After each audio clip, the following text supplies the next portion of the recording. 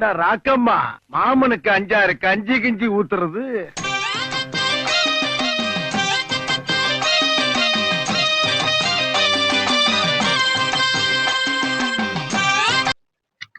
ஆகா மாட்டிக்கிட்டாலே.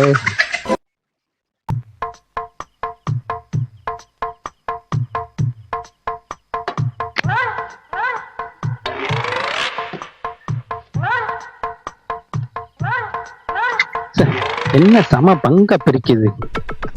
பிள்ளைக்கு எவ்வளவு அறிவு. கடைசியில ஒரு சொட்டுனாச்சு மிச்சம் இருக்குமா?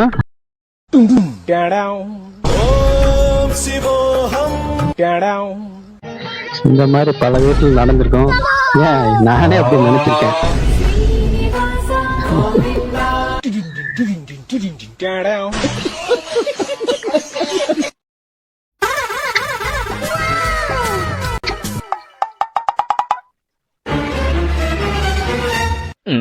லவ் ஸ்டோரி ஓடுது.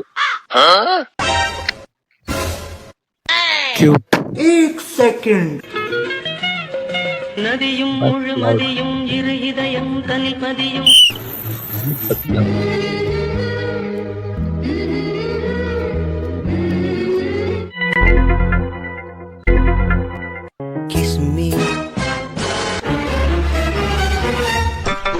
வர வர ஆம்பளைல பாதுகாப்புலாம் போச்சு. தேம்பாறு ஓட்டம்.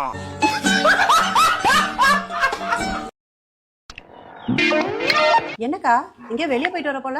துணி கடைக்கு போயிருந்தேன். விலைவாசி ஏறினதும் எரிச்சு இந்த சேலை 2000 ரூபாய். 2000 ரூபாவா? இதே புடவை நான் ஆன்லைன்ல 1000 ரூபாய்க்கு வாங்கி கொடுத்துருப்பேன். ஏங்கா டெக்னாலஜி எங்கேயோ வளர்ந்துட்டு போகுது. இன்னும் நீ புடவை போய் கடையில எடுத்துட்டு இருக்க. அவன் 2000 ரூபாய் தான் சொன்னா. நான் 250 ரூபாய்க்கு தான் வாங்கினேன். பொம்பளைங்கிட்ட முடியுமா? கல்யாணம் ஆனவங்களால் மட்டும்தான் அதை புரிஞ்சுக்கிற முடியும். கண்ட நேரத்துல கண்ட படத்தை பார்த்து அழுது.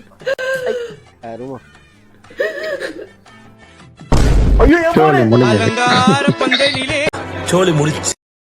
அவ்வளவுதான். எவ்வளவு ஆச்சு? எல்லாம் சேர்த்து 150 ரூபாய். ஓனர் அண்ணா இல்லையா? அவர் இப்பதான் சாப்பிட போனார். அப்படியா?